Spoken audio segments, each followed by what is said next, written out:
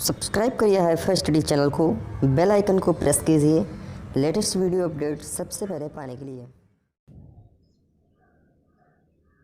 नमस्कार साथियों, एक बार फिर से आप सभी का बहुत बहुत स्वागत करता हूं आपके अपने चैनल हाईफाई स्टडी पे। दोस्तों आज की जो वीडियो होने वाली है वो आप सभी के साथियों सभी को पता है कौन सी होने वाली है। डीएलएड सेकंड सेमेस्टर के लिए प्रारंभिक शिक्षा के नवीन प्रयास से रिलेटेड होने वाली बहुत ही इंपॉर्टेंट वीडियो है। यहाँ पर मैं आप सभी के लिए टॉप क्लास के क्वेश्चन यानी अति लघुत्तरीय क्वेश्चन सारे के सारे मैं आपके कंप्लीट करा रहा हूँ। बस थोड़े से क्वेश्चन और बचे हुए हैं दोस्तों, बस ठीक है। तो बहुत ही इंपॉर्टेंट वीडियो आप सभी के लिए, तो सभी साथी अच्छे से देखेंगे वीडियो को, लास्ट तक देखेंगे। वीडियो पसंद आती तो वीडियो को लाइक करना तो बिल्कुल भी नहीं भूलेंगे। दोस्तों इसके बारे में मैं आपको थोड़ी सी जानकारी बता दूं। जो प्रारंभिक शिक्षा के नवीन प्रयास होता है दोस्तों, वो होता है हमारा 50 नंबर का। जैसा तो 50 नंबर का होता है, जिनमें से आपको 25 नंबर अनिवार्य रूप से लाने ही लाने होते हैं। अगर आप 25 नंबर नहीं ला पाते हैं तो आपका दोस्तों पता है आपका क्या हो जाता है, आपका उस सब्जेक्ट में, अगर आप इस सब्जेक्ट में नहीं लाते हैं 25 नंबर तो निश्चित रूप से आपका बैक लग जाता है। अब यहीं पर बात कर लेते हैं कितने सब्जेक्ट होते हैं 50-50 नंबर के। तो आपका 3 सब्जेक्ट होता है। वर्तमान भारतीय समाज होता है, प्रारंभिक शिक्षा के नवीन प्रयास होता है और आपका एक सामाजिक विज्ञान होता है। क्लियर।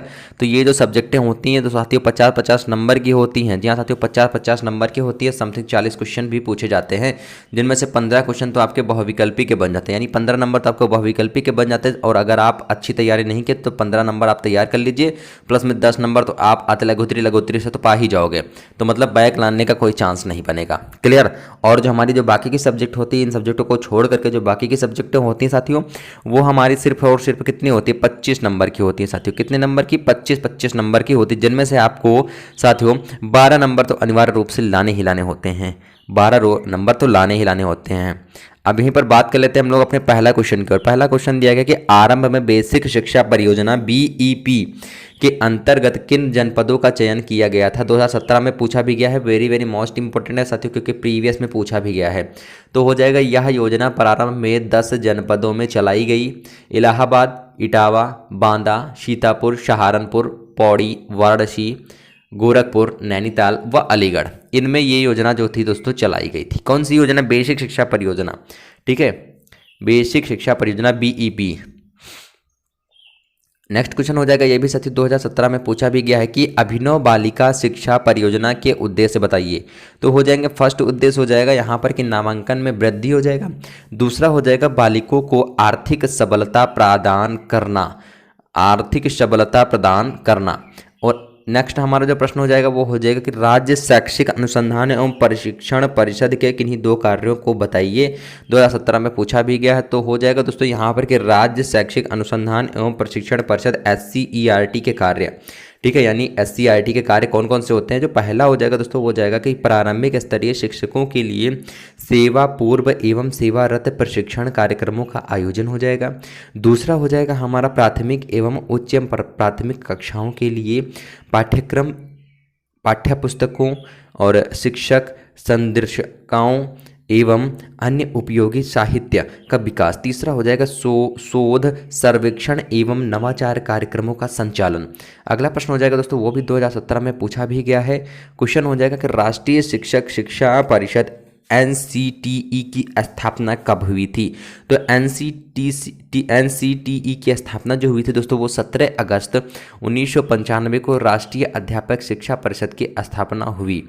अगला प्रश्न यही से हमारा बनता है कि ब्रिज कोर्स से आप क्या समझते हो। 2017 में पूछा भी क्या है, ब्रिज कोर्स क्या होता है। यानी ब्रिज कोर्स से आशय है, ब्रिज कोर्स से तात्पर्य है ऐसा कोर्स जिसमें शिक्षक से वंचित या ड्रॉप आउट बच्चों को या ऐसे बालकों को जो किसी वजह से शिक्षा से जुड़ नहीं पाए, उन्हें शिक्षा से जोड़ने के लिए ब्रिज कोर्स कराया जाएगा। क्लियर। ब्रिज कोर्स होता है, इसी को कहते हैं ब्रिज कोर्स। और साथियों मैं आपको एक इंपॉर्टेंट बात बता दूं, जितने भी आपको PDF में टेलीग्राम पे प्रोवाइड हो जाती है, तो सभी साथी भाई टेलीग्राम को अवश्य ज्वाइन कर लेंगे। भाई टेलीग्राम को अवश्य ज्वाइन कर लेंगे। टेलीग्राम का लिंक आपको डिस्क्रिप्शन बॉक्स में मिल जाएगा। साथ ही में दोस्तों आपको अगर सर्च करते हैं टेलीग्राम ऐप पे तो वहाँ पर हाईफाई स्टडी 94 सर्च करिए, आपको चैनल मिल जाएगा।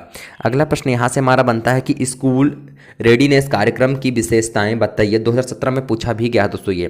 ठीक है दोस्तों, तो स्कूल रेडीनेस कार्यक्रम की विशेषताएं कौन कौन सी हो जाएंगी? स्कूल रेडीनेस कार्यक्रम की विशेषताएं, यह कार्यक्रम उन लोगों के लिए बनाया गया है जो कक्षा एक से या एक में सीधे प्रवेश करते हैं। कक्षा एक के पहले पूर्व प्राथमिक शिक्षा का उन्हें किसी प्रकार का अनुभव प्राप्त नहीं होता है। बालकों को प्रारंभिक 6 सप्ताह से 2 माह तक की अवधि तक बालकों को पूर्व प्राथमिक शिक्षा के अनुभव प्रदान किए जाते हैं। और यहीं पर बात कर लेते हैं कि और उन्हें विद्यालय के लिए तैयार किया जाता है, यानी विद्यालय जाने के लिए उन्हें तैयार किया जाता है किसमें? पूर्व माध्यमिक में। क्लियर? यानी कि बालकों को प्रारंभिक 6 सप्ताह में और अवधि में प्राथमिक शिक्षा के अनुभव प्रदान किए जाने चाहिए।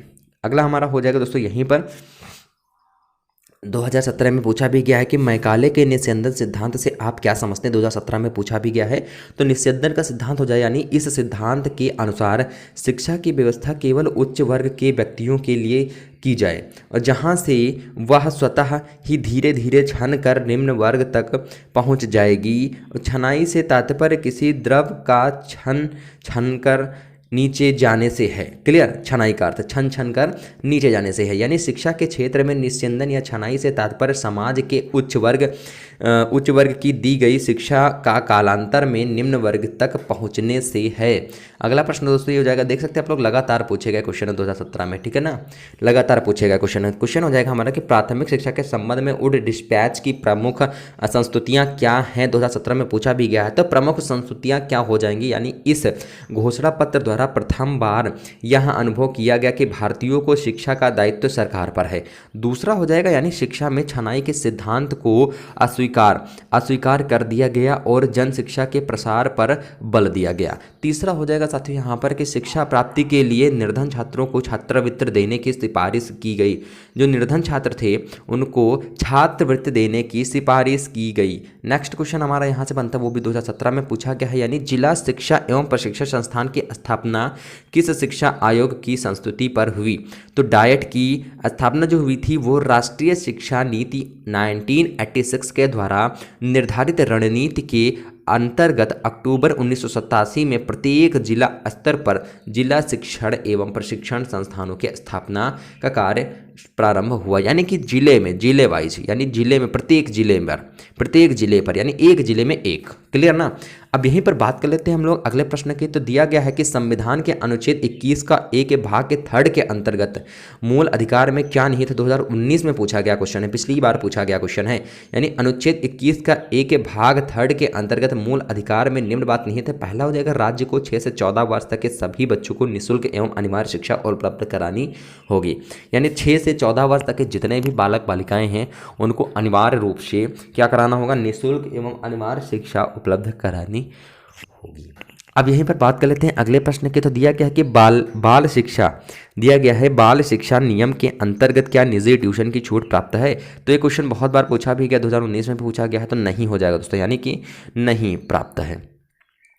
नेक्स्ट प्रश्न हो जाएगा यहाँ पर कि कलकत्ता मदरसा की स्थापना कब और किसने की थी? 2019 में पूछा भी गया है। तो कलकत्ता मदरसा की स्थापना सन 1781 में प्रथम गवर्नर जनरल वॉरेन हेस्टिंग ने की थी। और मिशन स्कूलों की 4 विशेषताएं लिखी। तो मिशन स्कूलों की 4 विशेषताएं कौन कौन सी हो जाएगी? 2019 में पूछा भी गया है साथियों, यहाँ पर लगातार देख सकते हैं आप लोग। और यहाँ पर हो जाएगा कि कक्षा शिक्षण प्रणाली प्रारंभ करने का श्रेय इन्हीं को जाता है। उसके बाद सेकंड नंबर हो जाएगा कि आधुनिक शिक्षण विधियों का प्रयोग किया जाता है। थर्ड नंबर हो जाएगा कि प्राथमिक स्कूलों में शिक्षा का माध्यम भारतीय भाषाएं हैं या भारतीय भाषाएं थी। नेक्स्ट हो जाएगा हमारा कि इन स्कूलों में ईसाई धर्म की शिक्षा अनिवार्य रूप से दी जाती थी। सभी साथियों को पता है ना टेलीग्राम, जो भी साथी अभी अभी आए हैं, जो भी साथियों को नहीं पता है, टेलीग्राम पे ये पीडीएफ आपको प्रोवाइड कर दी जाएगी। सभी साथी भाई टेलीग्राम को अवश्य रूप से ज्वाइन कर लेंगे। डिस्क्रिप्शन बॉक्स में उनको टेलीग्राम का लिंक मिल जाएगा या आप डायरेक्टली सर्च कर सकते हो हाईफाई स्टडी 94। नेक्स्ट हमारे यहाँ से क्वेश्चंस जो बनता है वो बनता है कि शिक्षा में छनाई सिद्धांत से क्या आशय है? बल आपको पता है, छान छान कर क्लियर ना? तो छनाई वही होता है। यानी कि दोस्तों कहा गया यहाँ पर कि शिक्षा के क्षेत्र में निस्यंदन या छनाई से तात्पर्य समाज के उच्च वर्ग को शिक्षा दी गई शिक्षा को कालांतर में निम्न वर्ग तक पहुँचाने से है। अगला यहाँ पर क्वेश्चन हो जाएगा कि लॉर्ड कर्जन की शैक्षिक नीतियों में शिमला सम्मेलन 1901 बताइए। 1901 जो कि 2019 में पूछा भी गया है, वेरी वेरी मोस्ट इंपॉर्टेंट है क्वेश्चन। यहाँ पर आंसर हो जाएगा कि लॉर्ड कर्जन की शैक्षिक नीतियाँ शिमला सम्मेलन 1901 सन 1901, ठीक है, यहाँ पर 1901 ये बताया गया है। अब यहीं से स्टार्ट होता है हमारा कि सन 1901 में लॉर्ड कर्जन ने शिमला में एक गुप्त शिक्षा सम्मेलन बनाया और इस सम्मेलन का प्रमुख उद्देश्य भारतीय शिक्षा को पुनर्गठन और सुधार करना, ठीक है, पुनर्गठन और सुधार करना था। यानी कि इस सम्मेलन में 150 प्रस्ताव पारित किए गए जो शिक्षा नीति संबंधित सरकारी प्रस्ताव और कर्जन की शिक्षा नीति के आधार पर बने और इस नीति के अंतर्गत भारतीय विश्वविद्यालय आयोग को नियुक्त किया गया। नेक्स्ट लाइन हमारी बनती है कि इसके पश्चात तदोपरांत 11 मार्च 1904 को लॉर्ड कर्जन ने अपनी शिक्षा नीति को एक सरकारी प्रस्ताव के रूप में प्रकाशित किया, सरकारी प्रस्ताव के रूप में प्रकाशित किया। अगला प्रश्न दोस्तों यहाँ से आप देख सकते हैं, लगातार 2019 में पूछे गए क्वेश्चन है। जी हाँ साथियों, लगातार 2019 में पूछे गए क्वेश्चन है। तो हो जाएगा क्वेश्चन कि राष्ट्रीय शिक्षा नीति 1992 में राष्ट्रीय शिक्षा व्यवस्था के विषय में क्या कहा गया, ठीक है। तो कहा गया ये कि संपूर्ण भारत में शैक्षिक संरचना, संपूर्ण भारत में शैक्षिक संरचना एक समान होनी चाहिए और यह शैक्षिक संरचना 10+2+3 के आधार पर होनी चाहिए और इसे सभी राज्य अपने अपने यहाँ लागू कर दें और शिक्षा के राष्ट्रीय प्रणाली राष्ट्रीय पाठ्यक्रम संरचना पर आधारित होनी चाहिए। अगला प्रश्न बनता है कि शिक्षा बिना बोझ के नामक शीर्षक किसके रिपोर्ट में प्रस्तुत की गई, स्पष्टीकृत 2019 में पूछा भी गया है। तो यशपाल समिति की रिपोर्ट में। जी हाँ साथियों, यशपाल समिति की रिपोर्ट में। अगला प्रश्न हो जाएगा कि NCFT.E 2019 क्या है, सभी को बताना भैया, ठीक है। तो यहाँ पर दोस्तों 2019 में पूछा भी गया है, यानी शिक्षा हेतु राष्ट्रीय पाठ्य चर्चा के रूपरेखा 2009 NCFT.E 2009 इसे रखा गया नाम, यानी शिक्षा हेतु एक नवीन दस्तावेज है और इसका मुख्य उद्देश्य योग्य पेशेवर और मानवीय मूल्यों से युक्त शिक्षकों को तैयार करना। अगला क्वेश्चन हमारा हो जाएगा कि ऑपरेशन ब्लैक बोर्ड योजना के अंतर्गत प्रत्येक विद्यालयों को दी जाने वाली किन्हीं 4 वस्तुओं के नाम लिखे। 2019 में पूछा भी गया है। तो 4 वस्तु में से फर्स्ट वस्तु हो जाएगा कि शिक्षक उपकरण यानी पाठ्यक्रम, शिक्षक संदर्शिका, पाठ्य पुस्तक। दूसरा हो जाएगा हमारा कक्षा शिक्षण सामग्री यानी मानवीय ग्लोब और चार्ट, खेल सामग्री व खिलौने और विज्ञान किट, ये आ जाते हैं इसके अंतर्गत, ब्लैक बोर्ड के अंतर्गत। अगला यहाँ पर क्वेश्चन हो जाएगा दोस्तों 2019 में पूछा भी गया है कि पी मोस्ट क्या है, यानी यह 2019 में पूछा गया है, यह सेवारत अध्यापकों का विस्तृत अभिविन्यास कार्यक्रम है और इसका उद्देश्य राष्ट्रीय शिक्षा नीति 1986 की मूल संस्तुतियों से अवगत कराना है। अगला क्वेश्चन यहाँ पर हो जाएगा दोस्तों कि SOPT का पूरा नाम लिखिए। तो SOPT का पूरा नाम क्या हो जाएगा दोस्तों, यानी प्राथमिक शिक्षकों का विशेष अनुष्ठान कार्यक्रम हो जाएगा। अगले क्वेश्चन की यहाँ पर बात कर लेते हैं कि NPEGV.FL प्राथमिक स्तरीय राष्ट्रीय बालिका शिक्षा योजना क्या है, 2019 में पूछा भी गया है साथियों ये। तो सर्व शिक्षा अभियान के अंतर्गत यह एक ऐसा कार्यक्रम है जिसका उद्देश्य कक्षा 1 से 8 तक की बालिकाओं को शिक्षा व सार्वभौमिकरण के लिए अतिरिक्त सुविधाएं प्रदान करना है। अगला हो जाएगा जिला प्राथमिक शिक्षा कार्यक्रम DPEB किस बैंक की वित्तीय सहायता से संचालित किया गया है, 2019 में पूछा भी गया है। तो विश्व बैंक की वित्तीय सहायता से, ठीक है, विश्व बैंक की वित्तीय सहायता से प्रारंभ किया गया है या संचालित किया गया है, ठीक है साथियों। अभी तक जो भी साथी वीडियो को लाइक नहीं किया है, चैनल को सब्सक्राइब नहीं किया, तो भाई सभी साथी एक बार वीडियो को लाइक और चैनल को सब्सक्राइब भाई कर दो फटाफट से, भाई सभी साथी कर दो एक बार, ठीक है। अगला क्वेश्चन यहाँ पर बनता है कि राष्ट्रीय बाल श्रम परियोजना का उद्देश्य क्या है, 2019 में पूछा भी गया है, ठीक है। तो यहाँ पर तो हो जाएगा कि इस परियोजना का मुख्य उद्देश्य बाल श्रमिकों का पुनर्वास तथा बाल श्रम समस्या का पूर्ण रूप से उन्मूलन करना है। अगला प्रश्न बनता है यहाँ पर कि स्वतंत्रता के समय भारत में साक्षरता कितने प्रतिशत थी, 2019 में पूछा भी गया था। स्वतंत्रता 2018 के समय भारत की साक्षरता जो थी वो दोस्तों 14% थी। कितनी थी साथियों? 14% थी, जो बढ़कर लगभग 74% हो गई थी। और सभी साथियों को भैया पता है, जो भी साथी नए आए हुए हैं सभी साथियों को पता है कि ये जो आपको PDF है ये आपको टेलीग्राम पे प्रोवाइड कर दी जाएगी। और जो भी साथी टेलीग्राम को ज्वाइन नहीं किए भाई, डिस्क्रिप्शन बॉक्स में उनको लिंक मिल जाएगा, सभी साथी भाई ज्वाइन कर सकते हो। अगला प्रश्न दोस्तों जो हो जाएगा यहाँ पर 2019 में पूछा भी गया है कि लॉर्ड मैकाले ने अपने विवरण पत्र में भारत में शिक्षा का क्या उद्देश्य बताया है? तो लॉर्ड मैकाले ने अपने विवरण पत्र में भारत में शिक्षा का उद्देश्य बताया अंग्रेजी शिक्षा के माध्यम से यूरोपीय आवश्यक सुविधाओं को सुलभ कराना। अगला प्रश्न हो जाएगा वो भी 2019 में पूछा गया है, यानी पोषाहार जो होता है दोस्तों, आपको पता ना, पोषाहार वितरण योजना में कितने कैलोरी ऊर्जा बालकों को दी जानी चाहिए?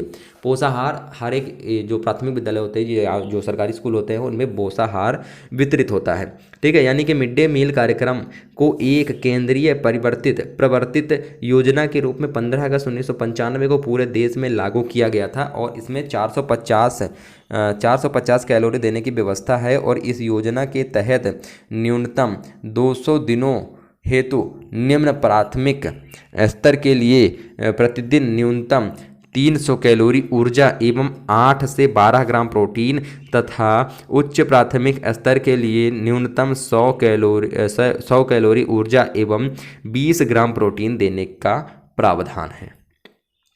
अगला प्रश्न हो जाएगा 2019 से ये भी पूछा गया है कि NCF 2005 का अस्तित्व किस रिपोर्ट के आधार पर आया? 2019 पूछा गया है। तो 1986 की शिक्षा नीति जो कि 1993 में संशोधित हुई थी, NCF 2005 का अस्तित्व 1993 में 1986 की संशोधित शिक्षा नीति से अस्तित्व में आया। अगला प्रश्न बनता है शिक्षा का सार्वभौमिकरण से क्या आशय? 2019 में पूछा भी गया। तो शिक्षा का सार्वजनिकरण या लोक व्यापीकरण का सार्वभौमिकरण का शाब्दिक अर्थ है कि शिक्षा का किसी निश्चित स्तर तक सभी लोगों के लिए अनिवार्य एवं निःशुल्क शिक्षा उपलब्ध कराना। अगला प्रश्न बनता है यहाँ पर 2019 में पूछा भी गया है कि बाल अधिकारों की घोषणा कब और किसके द्वारा की गई? 2019 में पूछा गया है। तो संयुक्त राष्ट्र संघ ने बालकों के अधिकारों की घोषणा 20 नवंबर सन 1989 को की थी और इस घोषणा का मूल उद्देश्य विश्व के समस्त बालकों हेतु मूलभूत मानवीय अधिकारों को सुनिश्चित करना था। यानी पी-मोस्ट कार्यक्रम का पूरा नाम क्या हो जाएगा? तो पी-मोस्ट अध्यापकों का विस्तृत अभिन्यास कार्यक्रम हो जाएगा, यानी programme of mass orientation for school teachers, ठीक है। ये हो जाएगा इसका पूरा नाम। 2019 में पूछा भी गया है। अगला प्रश्न यही से हमारा बनता है कि संपूर्ण साक्षरता अभियान का प्रेरक वाक्य क्या है? 2019 में पूछा गया है। तो संपूर्ण साक्षरता अभियान का प्रेरक वाक्य 1 पढ़ाए 1, क्लियर, 1 पढ़ाए 1। अगला हो जाएगा दोस्तों कि NCERT के प्रमुख कार्य बताइए। तो NCERT के प्रमुख कार्य 2019 में पूछा भी गया क्वेश्चन है कि NCERT के प्रमुख कार्य हो जाएगा कि अनुसंधान एवं नवाचार, आदर्श पाठ्यक्रम, राष्ट्रीय शिक्षा संस्थान और अध्यापक शिक्षा, विशेष शिक्षा और विस्तार सेवा विभाग। और 5वां हो जाएगा विज्ञान किट, क्लियर, विज्ञान किट भी बहुत आवश्यक है। अब यहाँ पर अगले प्रश्न की बात कर लेते हैं कि DPEP का प्रारंभ किस योजना के आधार पर किया गया? 2019 में पूछा भी गया है। तो संशोधित राष्ट्रीय शिक्षा नीति 1992 के अनुसरण में शिक्षा को सर्वसुलभ बनाने के लिए विश्व बैंक इसमें सहायता करता है, ठीक है साथियों, विश्व बैंक इसमें सहायता करता है। अगला प्रश्न बनता है यहाँ पर, लास्ट क्वेश्चन बनता है कि भारत में निःशुल्क एवं अनिवार्य शिक्षा की उन्नति में मुख्य कठिनाई क्या है? 2019 में पूछा भी गया। तो मुख्य कठिनाई इसकी हो जाएंगे, फर्स्ट हो जाएगा सुविधाओं की सार्वभौमिकता का अभाव हो जाएगा, दूसरा हो जाएगा नामांकन की सार्वभौमिकता का अभाव हो जाएगा, तीसरा हो जाएगा शिक्षा को बीच में छोड़ने की सार्वभौमिकता, ठीक है। सभी साथियों को पता है भैया टेलीग्राम पे आपको PDF प्रोवाइड कर दी जाएगी, तो भाई सभी साथी इसको डाउनलोड कर लेंगे। जो भी साथी चैनल पर नए, चैनल को अभी तक सब्सक्राइब नहीं किए भाई, चैनल को जरूर सब्सक्राइब कर लेंगे। ऑल फ्री क्लासेस यहाँ पर अवेलेबल की जाती है, कोई भी चार्ज, कोई भी PDF का चार्ज, कोई भी किसी भी प्रकार का चार्ज यहाँ पर बिल्कुल भी नहीं लिया जाता है। तो भाई चैनल को सब्सक्राइब करना तो बनता ही। अभी आपके लिए बहुत ही ज़्यादा हेल्पफुल सिद्ध होने वाला है, ये आपके टेट एग्जाम के लिए, टेट सीटेट के लिए बहुत ही ज़्यादा हेल्पफुल होने वाला है यही चैनल आपके लिए, ठीक है। हो सकेगा तो मैं आप सभी के लिए अच्छी से अच्छी फैकल्टी लाने की कोशिश करूंगा, अच्छे से अच्छे टीचर आपके लिए प्रोवाइड कराऊंगा। बिल्कुल भी आपको टेंशन नहीं लेना है, बस आपको अच्छे से अच्छे तैयारी करना है। चैनल को सब्सक्राइब करके रखना है, बेल आइकन को प्रेस करके रखना है, साथ में दोस्तों वीडियो को लाइक करना तो बिल्कुल नहीं भूलेंगे। PDF जरूर से जरूर ले लेंगे। तब तक के लिए थैंक यू सो, जय हिंद, जय भारत, वंदे मातरम। मिलते हैं फिर से नेक्स्ट वीडियो के साथ।